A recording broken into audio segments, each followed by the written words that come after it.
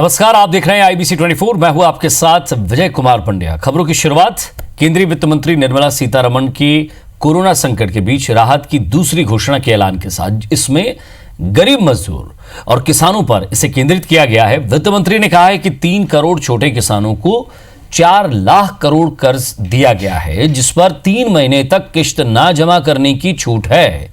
इसके अलावा किसानों को 25 लाख नए किसान क्रेडिट कार्ड दिए गए।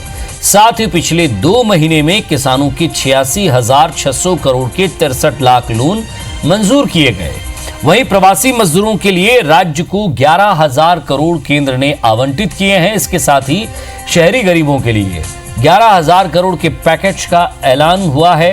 साथ ही ग्रामीण आधारभूत ढांचे के लिए 4,200 करोड़ रुपए की मदद सरकार करेगी। तो 25 लाख नए किसान क्रेडिट कार्ड दिए गए हैं, जिसमें और भी आगे इसकी व्यवस्था की जाएगी। पिछले 2 महीने में 63 लाख लोन मंजूर किए गए।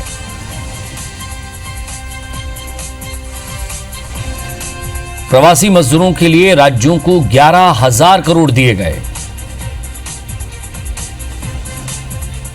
किसानों के 86,600 करोड़ के लोन मंजूर किए गए। शहरी गरीबों के लिए 11,000 करोड़ का पैकेज। ग्रामीण आधारभूत ढांचे के लिए 4200 करोड़ की मदद।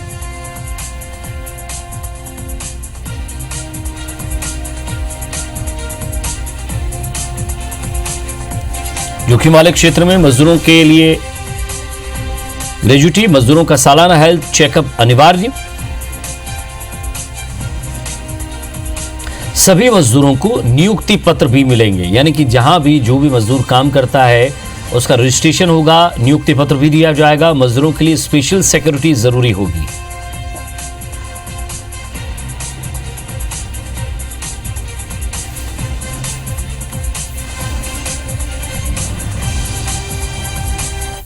प्रवासी मजदूर और शहरी गरीब, ये चर्चा का विषय पिछले कुछ दिनों में भी रहा। ये लगभग 11,000 करोड़ रुपए से ज़्यादा है, ताकि इन लोगों को उसमें से राहत दी जा सके, आपदा राहत हो सके, उसके लिए इस्तेमाल किया गया।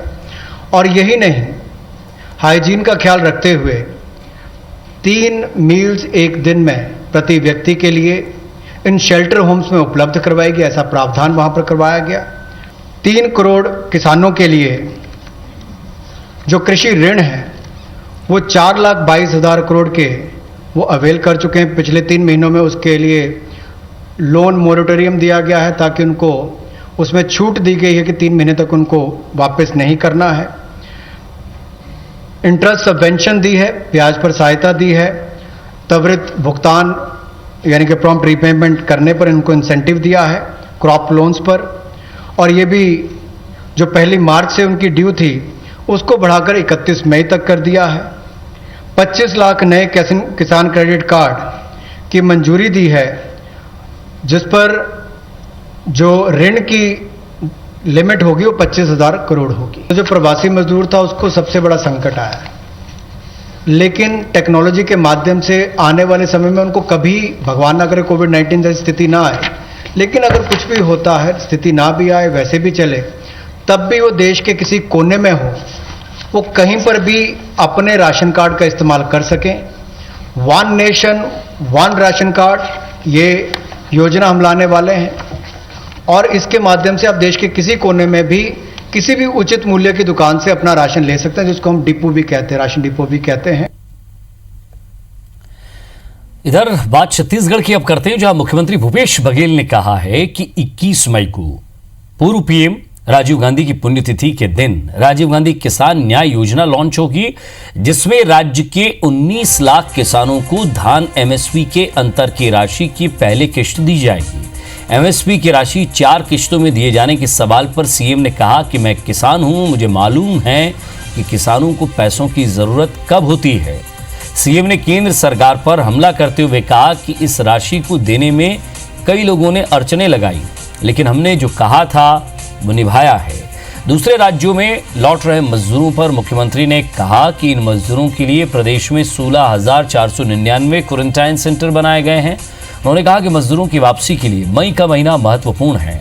अगले महीने से बारिश शुरू हो जाएगी, तब आने वाले श्रमिकों की क्वारंटाइन में बाहर रखने के मामले में दिक्कत आएगी। सीएम ने कहा कि अर्थव्यवस्था को मजबूत बनाने के लिए लॉकडाउन में श्रमिकों को मनरेगा, आदिवासियों को लघु वनोपज संग्रहण और किसानों को राजीव गांधी किसान न्याय योजना के माध्यम से पैसा दिया जा रहा है। साथ ही बताया गया कि राज्य सरकार सभी शहरी परिवारों को 2 कमरों का पक्का आवास देने के लिए 40,000 अतिरिक्त आवास बनाएगी। किराएदारों को भी इस योजना में समाहित करते हुए न्यूनतम दर पर आवास उपलब्ध कराने का निर्णय लिया गया है। किसानों को कब कब पैसे की जरूरत पड़ती है, क्योंकि मैं भी एक किसान हूं, इसलिए मुझे पता है। और ये अभी जो मई के आखिरी में जो दे रहे हैं वो आपके बुआई के समय काम आएगा। अभी बहुत दिनों से धान बेचने के बाद किसानों के पास पैसे की कमी हो गई थी। इसको ध्यान में रखते हुए मई के आखिरी में ये राशि जारी की जा रही है, पहले किस्त। खाद्य मंत्री अमरजीत भगत ने कहा है कि राशन कार्ड धारियों को चने की जगह तुअर दाल दिया जा सकता है। उन्होंने बताया कि केंद्र की उपक्रम नेफेड ने यह कहा है कि चने के जगह पर तुअर दाल देने के लिए विचार किया जाए। मंत्री ने बताया कि अभी राज्य में 56 लाख राशन कार्ड धारियों को 1-1 किलो चना दिया जा रहा है, लेकिन नेफेड के अनुसार उपलब्धता के आधार पर चना और शेष में तुअर दाल देने पर विचार किया जा रहा है। मंत्री ने बताया कि छत्तीसगढ़ में कार्ड धारियों को जून माह का चावल भी इसी माह दिया गया। वहीं नमक कमी की अफवाह पर मंत्री ने बताया कि छत्तीसगढ़ में नमक की कोई कमी नहीं है। कालाबाजारी करने वालों पर कार्रवाई लगातार जारी है। चना का वितरण किया जा रहा है। आगे चल के इसमें जो नेफेड है, भारत सरकार का उपक्रम एजेंसी, उन्होंने ये कहा है कि चना के स्थान पे हम तुअर दाल देने के लिए विचार कर रहे हैं। और लॉकडाउन के चलते बीजेपी के नए प्रदेश अध्यक्ष का नाम जो अटका हुआ था उसे लेकर फिर चर्चा तेज हो गई है। पूर्व सांसद विष्णुदेव साय का नाम काफी ऊपर चल रहा है। साथ ही विक्रम उसेंडी को भी रिपीट करने की बातें सामने आ रही हैं। और अब भाजपा सूत्रों के अनुसार माने तो राष्ट्रीय स्तर पर रामविचार नेताम के नाम पर सहमति बन गई है। राष्ट्रीय सह संगठन महामंत्री सौदान सिंह, प्रदेश सह संगठन महामंत्री पवन साय भी रामविचार नेताम के नाम पर तैयार हैं, लेकिन गुटबाजी के चलते एक गुट विक्रम उसेंडी को ही रिपीट करना चाह रहा है। इसके अलावा विवाद और गुटबाजी के चलते रायपुर शहर, ग्रामीण दुर्ग, भिलाई, राजनांदगांव समेत 9 जिलों का संगठन चुनाव अब तक अटका हुआ है। फिलहाल इसे लेकर तो वरिष्ठ नेता कुछ कहने से बच रहे हैं, लेकिन रमन सिंह का कहना है कि लॉकडाउन खुलते ही घोषणा हो जाएगी। भारतीय जनता पार्टी के प्रदेश अध्यक्ष से लेकर फिर से शुभगाहट शुरू हो गई है। 9 जिलों में संगठन के चुनाव भी रखे हुए, कब तक हो पाएगा? अब मुझे लगता है कि लॉकडाउन के बाद ये भी लॉक खुल जाएगा। तो पूर्व मुख्यमंत्री रमन सिंह ने कहा कि लॉकडाउन के बाद ये भी लॉक खुल जाएगा, लेकिन ये लॉक तभी खुलेगा जब बयानबाजी और साथ ही साथ गुटबाजी ना हो। राजेश मिश्रा हमारे संवाददाता हमारे साथ जुड़े हैं। राजेश, लॉक तो खुल जाएगा, लेकिन लॉक खुलने के बाद कौन निकलेगा, किसका नाम निकलेगा, ये बेहद ज़रूरी है। और बाकियों के मुंह पर लॉक लग जाएगा क्या, ये भी ज़रूरी है, क्योंकि फिर बयानबाजी शुरू हो जाएगी, गुटबाजी शुरू हो जाएगी।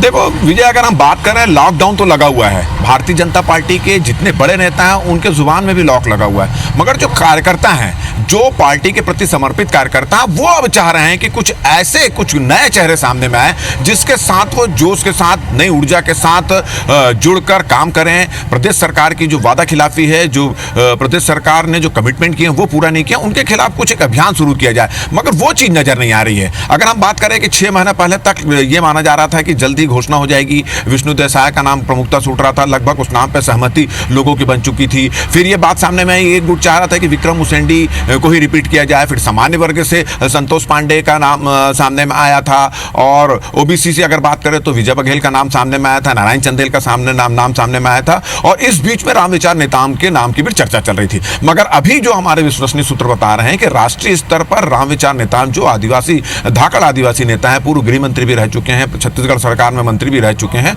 उनके नाम पे लगभग सहमति बन चुकी है। मगर अभी भी प्रदेश की जो गुटबाजी है वो इस पर अड़ंगा अटकाए हुए है, और वो किसी तरह चाहती है कि रामविचार नेताम की जगह कोई दूसरा आदिवासी नेता आ जाए। तो ऐसा जिस तरह से माहौल बन रहा है, राष्ट्रीय स्तर पर तो लगभग तय मतलब सहमति बन गई, मगर प्रदेश स्तर के जो वरिष्ठ नेता हैं उस पर सहमति नहीं बन पा रही है। तो अभी फिलहाल देखना होगा कि लॉकडाउन खुलने के बाद कौन सा चेहरा सामने में आता है, और कार्यकर्ता जो जिस तरह से बातें बोल रहे हैं कि नया अध्यक्ष किस तरह से हो, उनके जुबान में कब तक लॉक लगता है, ये थोड़ी सी देखने की बात होगी। मगर ये बात सही है कि जैसे जैसे लॉकडाउन का असर खत्म हो रहा है, जैसे जैसे लॉकडाउन में छूट दी जा रही है, वैसे वैसे भारतीय जनता पार्टी के जो कार्यकर्ता अभी उम्मीद में बैठे हुए हैं कि जल्दी से जल्द उन्हें कुछ नया चेहरा आ जाए, कोई नया अध्यक्ष मिले, ताकि उसके नेतृत्व में वो काम कर सकें और जो पार्टी की जो गतिविधियां हैं उसको आगे बढ़ा सकें और एक ऊर्जा के साथ काम कर सकें। जी विजय।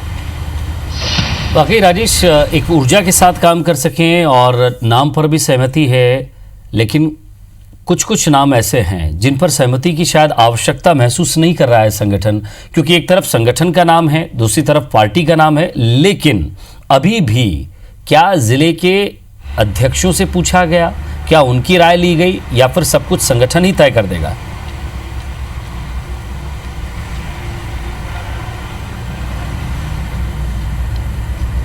देखिए विजय, बिल्कुल सही सवाल किया आपने। अभी 9 से 9 करीब जिले हैं, पूरे प्रदेश में 9 जिले हैं जहां पर आपसी विवाद, गुटबाजी, लोगों की अपनी अपनी राय, जो वहां के वरिष्ठ नेता उनकी अपनी अपनी राय के कारण संगठन चुनाव वहां के अभी बचे हुए हैं। जब पूरी तरह से प्रदेश के जिला अध्यक्षों के चुनाव नहीं हुए, वहां के संगठन चुनाव नहीं हुए हैं, तो आप इस बात का अंदाज लगा सकते हैं कि प्रदेश अध्यक्ष के लिए एक राय तो बन ही नहीं सकती, क्योंकि भारतीय जनता पार्टी का संगठन का एक ढांचा है जिसमें सभी प्रदेश अध्यक्ष और जो प्रतिनिधि चुने जाते हैं, जिला अध्यक्ष चुने जाते हैं और प्रतिनिधि चुने जाते हैं, वो प्रदेश अध्यक्ष का चयन करते हैं। मगर होता ऐसा नहीं, होता यह है कि एक प्रदेश के जो वरिष्ठ नेता मिलकर एक नाम तय करते हैं, राष्ट्रीय जो नेतृत्व है उस पर सहमति लगा देता है और उस नाम की घोषणा हो जाती है, और जो जिला अध्यक्ष हैं वो उस पर सहमति दिखा देते हैं। ये होता अक्सर ही है। मगर सिद्धांत, अगर नियम कानून की बात करें तो सभी अध्यक्ष को इसको चुना जाना चाहिए था, क्योंकि अभी सभी अध्यक्ष ही नहीं चुना, सभी जिला के अध्यक्ष का चुनाव ही नहीं हुआ है। तो ये बात तो अभी बिल्कुल बोली नहीं जा सकती कि जिला अध्यक्ष के पसंद का कोई वो होगा। अब ये है कि नया राष्ट्रीय अध्यक्ष जो है भारतीय जनता पार्टी के,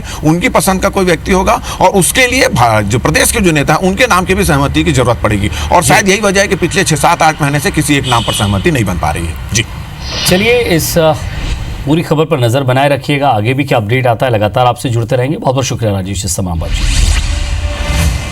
और पूर्व मुख्यमंत्री अजीत जोगी की तबीयत अभी भी नाजुक बनी हुई है। पिछले 5 दिनों से जोगी कोमा में हैं। उनका इलाज रायपुर की निजी अस्पताल में जारी है। अस्पताल के मेडिकल बुलेटिन के अनुसार अजीत जोगी की स्थिति गंभीर है। जोगी के दिमाग में गतिविधि बेहद कम है, इसलिए आज दिमाग में गतिविधि लाने के लिए इंफ्रारेड रेडिएशन किया गया, जिसके अलावा कई वैज्ञानिक पद्धतियों से इलाज भी किया जा रहा है। अस्पताल के डॉक्टरों के अनुसार जोगी के हार्ट, बीपी और यूरिन आउटपुट कंट्रोल पूरी तरह से ठीक है। जोगी के करीब जो लोग हैं अपना परिचय देते हुए काफी समय तक उनसे बातचीत करते हैं ताकि दिमाग में हलचल हो, गतिविधि हो सके।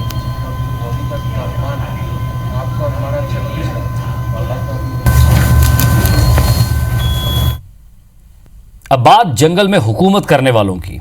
जी हां, जंगल में हुकूमत करने वाले नक्सली अब शहरों में भी अपनी जड़ें जमा रहे हैं और अपने शहरी नेटवर्क के जरिए वो हर जरूरी सामान आसानी से हासिल कर लेते हैं। लेकिन बीते कुछ दिनों में पुलिस ने एक के बाद एक 12 लोगों को गिरफ्तार कर उनको तगड़ा झटका दिया। गिरफ्तार लोगों में बड़े और रसूखदार लोग भी हैं। पुलिस के मुताबिक गिरफ्तार सभी आरोपियों का कनेक्शन इन लाल लड़ाकों से है। जरा रिपोर्ट देखिए आप।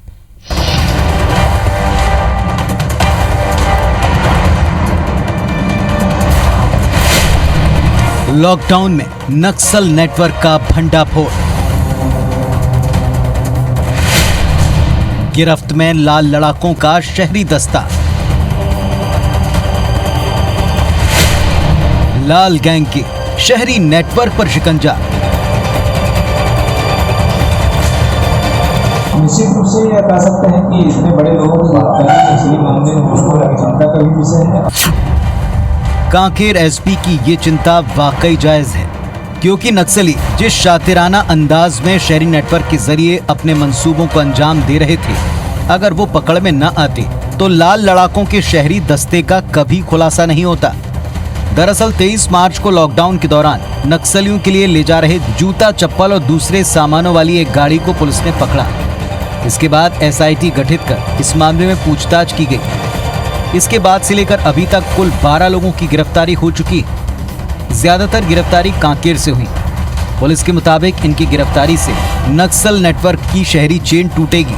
निश्चित रूप से, क्योंकि उनका जो सप्लाई लाइन टूटता है कहीं तो उनको जो सामान के लिए चाहिए, जो ड्रेस चाहिए, जूते चाहिए, सामान चाहिए, काम से मिशन चाहिए, तो वो सारी चीज़ें जब फंडिंग हो जाता है तो कहीं कहीं तो नुकसान तो बहुत होगा।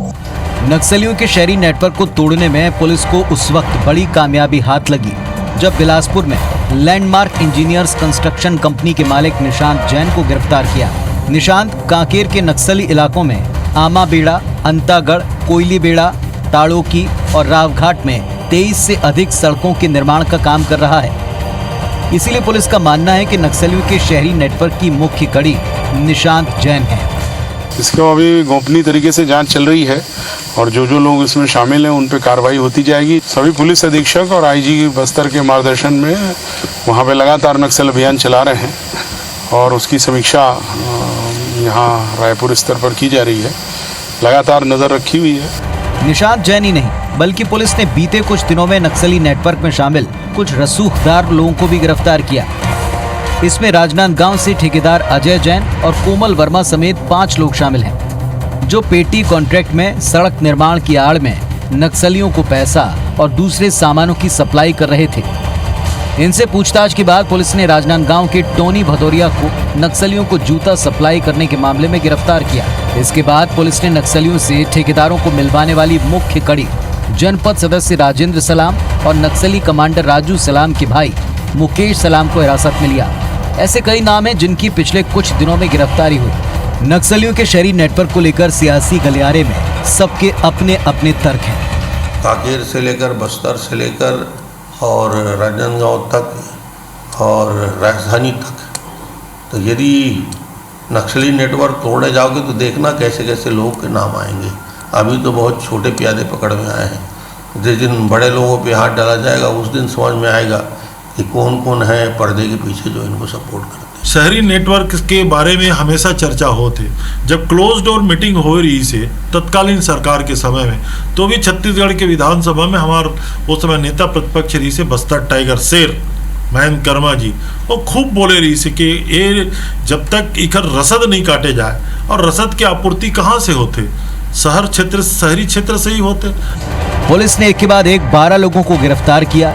नक्सलियों की शहरी नेटवर्क पर शिकंजा कसा है, लेकिन सच ये भी है कि तमाम रणनीति और कोशिश के बावजूद लाल लड़ाकों का पूरा शहरी नेटवर्क अब तक ध्वस्त नहीं हुआ है। कांकेर से अमित चौबे के साथ राजेश मिश्रा, IBC 24 रायपुर। छत्तीसगढ़ में अब सिर्फ 3 कोरोना पॉजिटिव मरीज बचे हैं। एक और मरीज की आज ठीक होने के बाद छुट्टी हो गई, जिसके बाद अब सिर्फ 3 एक्टिव केस ही बचे हैं। मुख्यमंत्री भूपेश बघेल और स्वास्थ्य मंत्री टीएस सिंहदेव के साथ रायपुर एम्स ने ट्वीट कर इसकी जानकारी दी। हालांकि महासमुंद जिले में आज एक ही दिन में 3 अलग अलग मामलों में रैपिड टेस्ट में 9 लोगों की रिपोर्ट पॉजिटिव आई है, जिसके बाद सभी को क्वारंटाइन कर दिया गया है। सभी का सैंपल एम्स रायपुर भेजा गया है और फाइनल टेस्ट रिपोर्ट का इंतजार है। आपको बता दें कि छत्तीसगढ़ में कोरोना के अब तक मिले 59 संक्रमित मरीजों में से 56 लोग पूरी तरह से ठीक होकर अस्पताल से डिस्चार्ज किए जा चुके हैं। और खास बात यह है कि पिछले एक हफ्ते से कोरोना का कोई नया केस सामने नहीं आया है।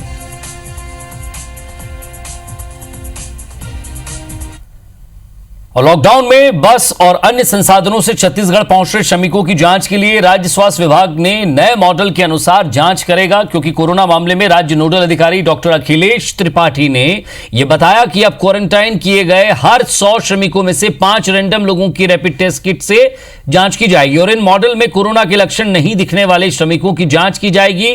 रिपोर्ट पॉजिटिव आने पर पूरे समूह की जांच की जाएगी। पॉजिटिव पाए गए व्यक्तियों के ब्लड सैंपल का RT-PCR टेस्ट भी किया जाएगा।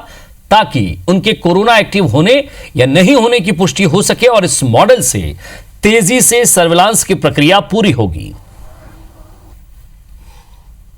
पिछले अगर हम देखेंगे तो हमारे यहाँ एसिम्टोमेटिक पेशेंट ज़्यादा मिले हैं, तो इसकी संभावना को देखते हुए ये टेस्ट भी ये सिस्टम भी हम लागू कर रहे हैं कि प्रत्येक कैंप में जितने भी शिविर जो यानी हमारे क्वारंटाइन सेंटर्स जो बन रहे हैं इनमें एसिम्टोमेटिक लोगों का भी सैंपल लिया जाए। इस हेतु ये निर्धारित किया गया है कि प्रत्येक क्वारंटाइन सेंटर में उस पूरी अवधि में कम से कम 5 सैंपल जो है अनिवार्य रूप से लिए जाए।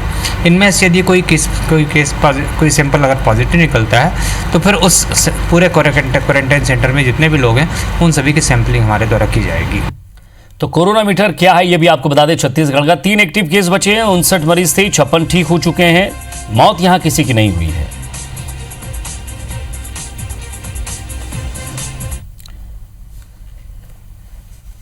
और इसी के साथ छत्तीसगढ़ आज में फिलहाल इतना ही। नमस्कार।